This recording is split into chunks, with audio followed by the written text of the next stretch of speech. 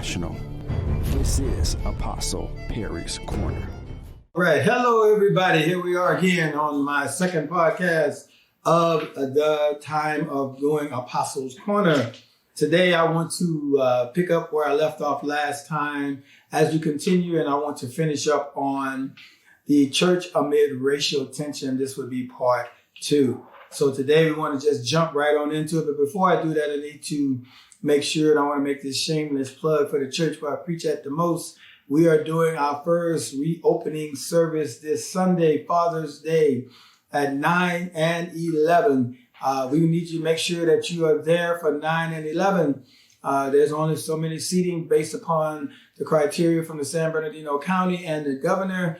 There's only so many seats that are available. We're taking all the necessary precautions to make sure that you are safe. If you're sick, please do not come out. And when you get out, if you're told to do something that you may not normally have been done before, please cooperate with the parking lot attendant as well as the usher at the door. We are not requiring you to wear the mask while you're seated, but if you get up, family members will be sitting together. And if you are coming with your family, I advise you to everyone come together at the same time because we're not saving seats because of the limited amount of space we have available. So all family members need to arrive on time together. Once again, services at 9 and 11. There's only a limited amount of seating. Once again, you do not have to wear your mask while you're seated, but you will have to wear the mask when you get up and move about the church because we cannot operate. We cannot do social distancing as you move about. Exiting will be a little different. You'll be under the guise of the ushers. We also will be doing communion this Sunday, which means that we're not going to do it the normal way. So when you come in, you'll be given those little communion cup things that we usually do. And then once we do communion, you'll get all that information then. But I just wanted to bring that up to make sure we understood that this Sunday, Father's Day, as we honor our earthly fathers, we want to honor our Heavenly Father. And what greater way, what a better way to open up our first or reopen or come back together than to do it on Father's Day. All right, so all of that's out the way. Let's jump right into this. So, after pointing out the societal needs for police accountability, and let me just put a pause here for a moment about police accountability. One thing I want to bring up, this thing about banding the police and doing all of that stuff, defunding and all of that, that is not the way to answer the question. The question and the way to answer the situation is to police the police. In other words, making sure that those who have done things that were not right are held accountable, making sure those who have done wrong are not continually given a badge to protect and serve, to make sure that we are protected by those who understand that they're to serve and protect not a certain race of people, but all people. And until that happens and being held accountable, we will not have what we need in place necessary. You can deband and defunct the police department all you want to. All that does is meaning that people with less means will have less abilities and less protection from people from the society of police officers that should protect them. Now it's going to be gated communities with their security forces, and in the neighborhoods where we need them at, there won't be any that we need. So we don't need police defunding. What we need is police accountability. But having said that, I think as spiritual leaders, we need to be held accountable. If a pastor, no matter what your ethnic background is, no matter what your denomination is, no matter what your doctrine is, no matter what your background is, you have to stand and do what is right. We got to stand between the dead and the living, and we have to do what is right before the people. I think it's enough to pray. I think it's enough to have elegant speeches. But after we have prayed on our bended knees, and after we have given all of our Winston Churchill moment speeches, it is time for us to roll up our sleeves, and pull up ourselves by our bootstraps and go down to the area, the epicenter, the ground zero where the conflict and turmoil is. What we have seen so far is a lot of evangelical pastors have gotten really quiet during this time. It's almost like virtual crickets. All of this time, they have not said anything. And I'm not trying to make this a race thing, but what I'm trying to say is the evangelical, which is mostly white pastors, who have not been up vocalizing and calling wrong wrong. There have been some, but needs to be a greater voice of the evangelical pastors, not siding with a political party, but siding with God and what is right and what the edict of the country says, that we are one nation under God, indivisible, with liberty and justice for all. That's what we need to be, evangelical pastors need to be doing. It got really quiet because we got that virtual cricket going on. When no one's around, there's a whole lot of noise made. There's a lot of podcasts. There's a lot of videos. There's a lot of YouTube with soundbite because we serve a soundbite generation. There's a lot of Facebook live moments. There's a lot of Zoom meetings. But when the tension and turmoil hit, there was a lot of quiet going on as well. People got quiet. We need more boots on the ground, praying, marching, and more proactive preventive measures than we do crickets in the area.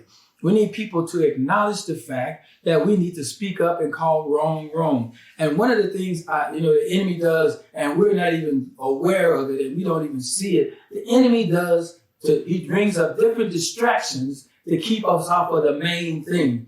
We started this march and we started this movement of racial and social injustice because of an incident that happened to Mr. Floyd.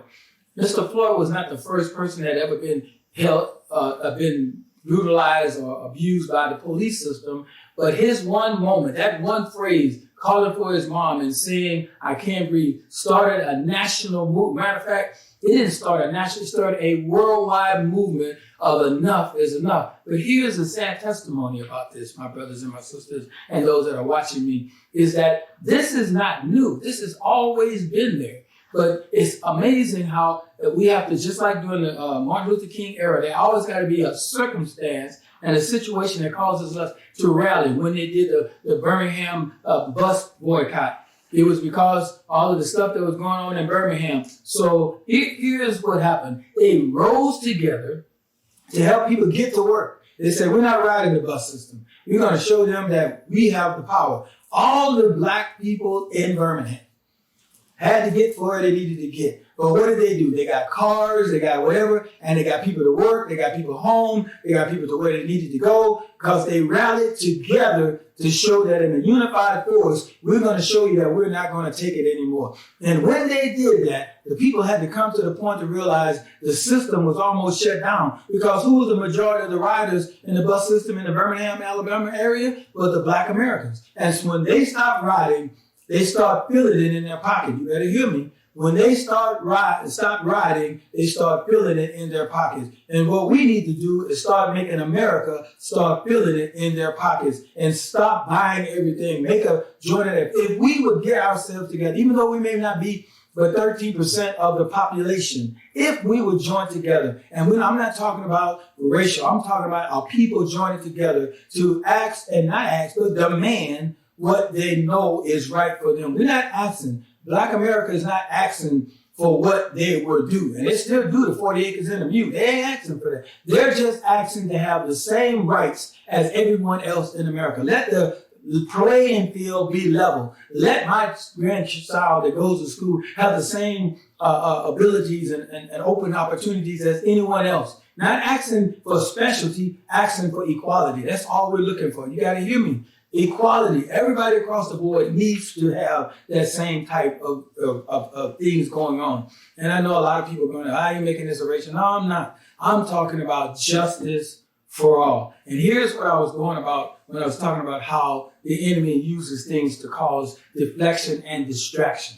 So here we are in the middle of dealing with the racial tension and everything. And then all of a sudden the Supreme Court now rules about the gay and lesbians' right to be not discriminated in their work environment. So now all of a sudden, everything now swings to how unjust the gay and lesbian community is, and how like a minority and how they're being treated. Let me just go and say this for real, because we're being real, raw, and relevant. Let me just be real for a moment. I've never seen anywhere where I saw a lesbian or gay or transgender or whatever hung from a tree. I never seen anywhere in any society or picture that I've ever seen where a gay or lesbian or bisexual, trans or whatever they call themselves with a knee on their neck till they died. I never seen any of that. So, and besides that, people of all different races cannot be a minority. A minority is who we were talking about. So let's not get stuff confused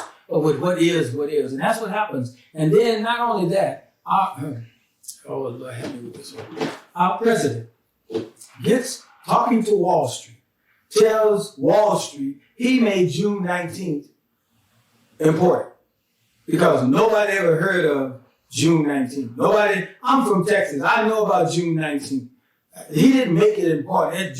Matter of fact, check the history. 47 states recognized June 19th in some form, shape, or fashion. He did not make it, but that's what I'm trying to get you people to see is that we are focusing on things that really don't matter. Stop focusing on what the rhetoric that comes from the White House. Stop focusing on the rhetoric that comes from people who have no idea what it's like to struggle. Because when we say the struggle is real, the struggle is real. And we have to acknowledge the events that have led us to this point. And it's important to us as leaders to connect with those in our network and in our partnership, speaking out on racial injustice. We need to network together, hand in hand across America, everybody working together, because regardless of whether you want to call this all lives matter, whatever, right now it is Black lives that matter because Black lives are the ones that are being threatened. So we need to make sure that we hand together. You see in Germany and all over the world, people are protesting and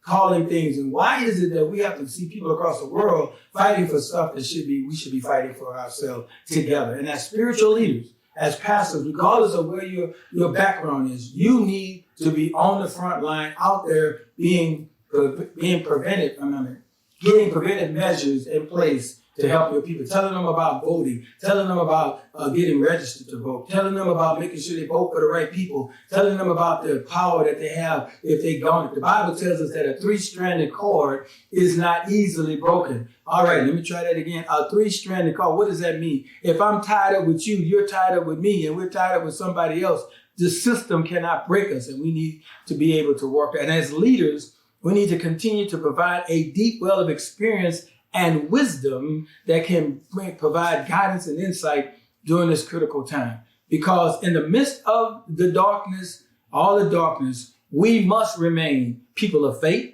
We must remain people who have been called to love one another. We must remain people who see each other as made in the image of God and not some other image that we have projected over the course of time. We must remain people who have called to live and love like Jesus. We must remain people who recognize injustice and racism as sinful. I'm going to say that again, as sinful. We must remain people who will reach out to comfort the afflicted and weep for those who weep. We must remain people who hunger and thirst for righteousness. We must remain as people who are blessed as peacemakers. In the scriptures, the word justice is very simply means to make right. What we are called today in the midst of the unrest and violence is to Micah 6 and 8, to do justice, to love mercy, to walk humbly with God. It is to respond by doing what we can to make things right. What we can do to make things right. I know we can't do everything, but we can make some things right. One of the things, and I'll give you an example. When I came into the Marine Corps, there was so much injustice that I saw. And I kept thinking, as soon as I make another rank, I'm going to be able to stop all the madness that I see. I got to be a sergeant, and I couldn't stop it. I got to be a staff sergeant, and I couldn't stop it. And then I finally realized, hey, look, I can't stop this wheel, this big train called the United States Marine Corps that's been running for over hundreds of something years in the way it's running. But one thing I can do, I'm in this compartment. I can control the compartment in which of the train that I'm in, like the Snowpiercer. They had the rich and the poor in the back, and they were the one that doing the work and making sure that the people in the front were taken care of. Well, I can't control all of that. I can only control the office or the section that I work in. What I can do is help to make my Marines better. What I can do is help them to understand how to traverse this thing called Marine Corps. What I can do is help them prepare themselves for when they get out of the Marine Corps. What I can do is help them to understand how to traverse things. What I can do is stand up for them when someone else is trying to do them wrong. What I can do is stand up for them when they're not having no one else to stand up for them. Those are the things that I could do to help make sure that those things. So while I may not be able to stop this thing called United States of America, I can do something about the place in which I live in. And it is my responsibility to do something to make it right. It is to name what's wrong and unjust and to be content and be not content, brother, to continue to fester and multiply or even exist. Isaiah 1:17 say, learn to do good, seek justice, help the oppressed, defend the cause of the orphans, and fight for the rights of the widows. We must wade into the fray, my brothers and sisters. We must wade into the fray. We must speak up for those on the margin, those who cannot speak up for themselves, those who have no voice, those who have no advocacy. We must identify what is wrong and work for what is good.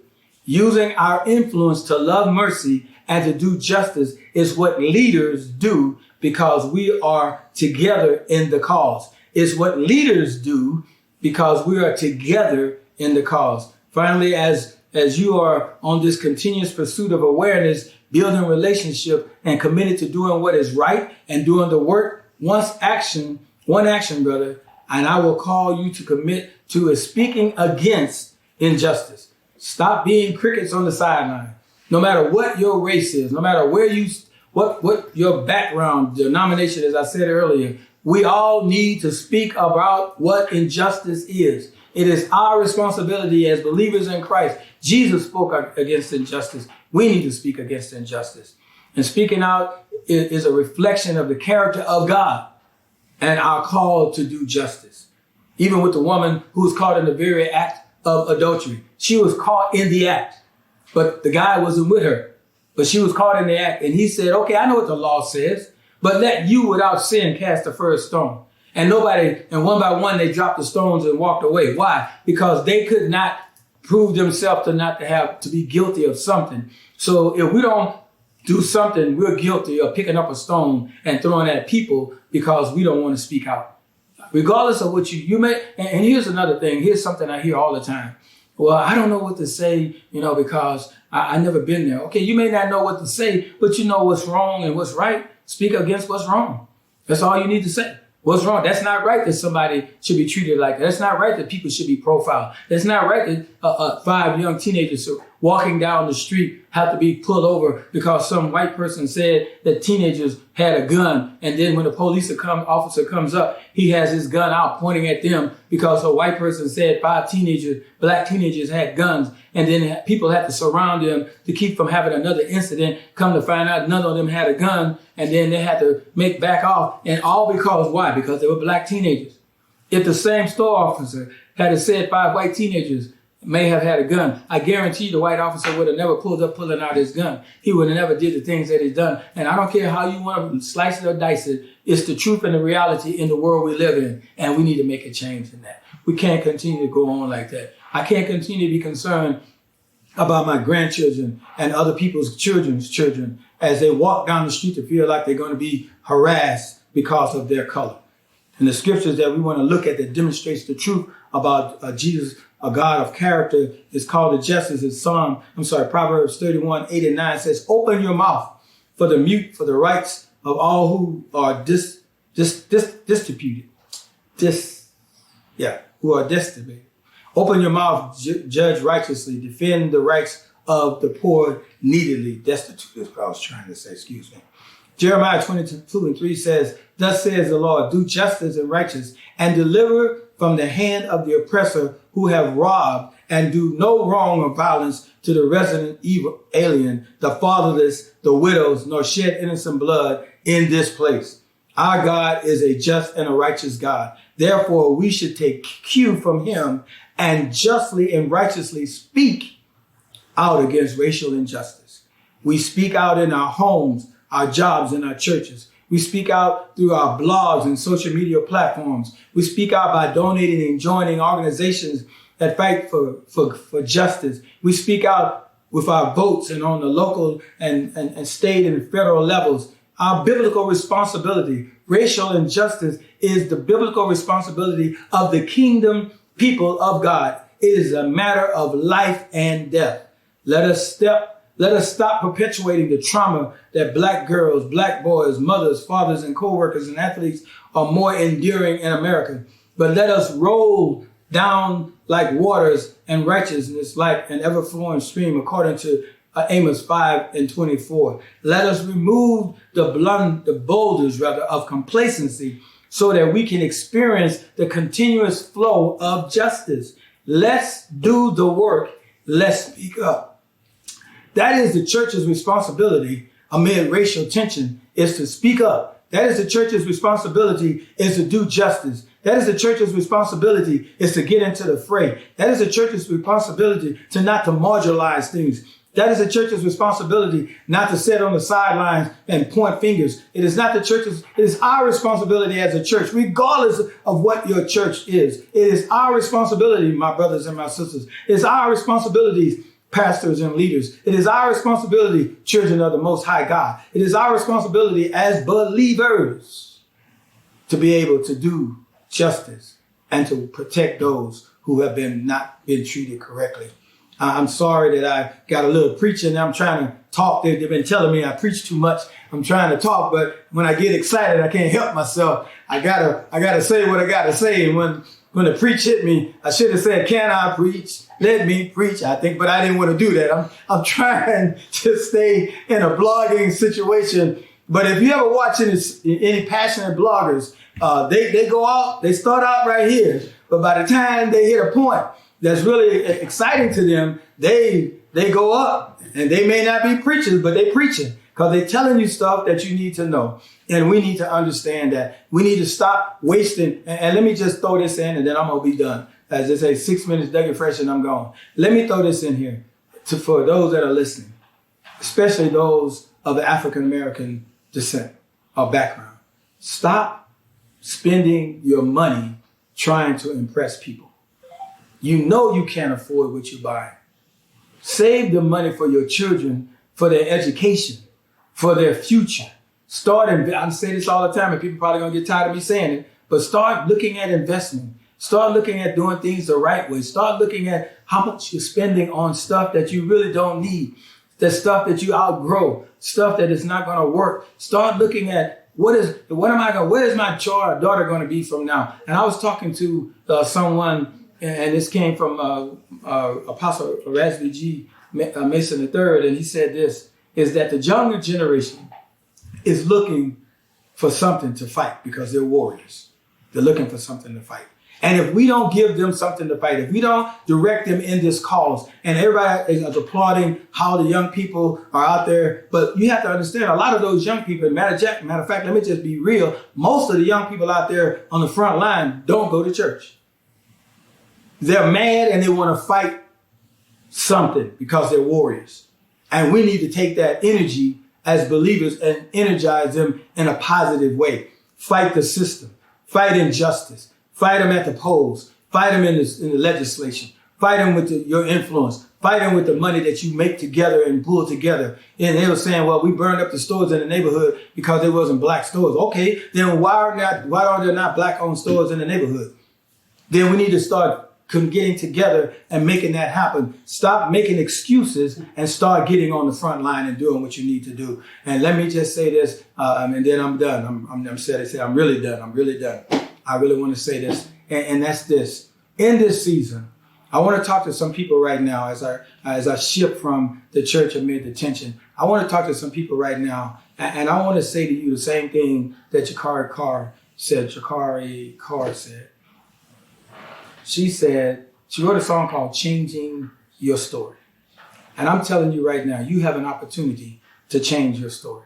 I know it may have looked bad before. I know things didn't go the way they did before, but this is an opportunity for you to change your story.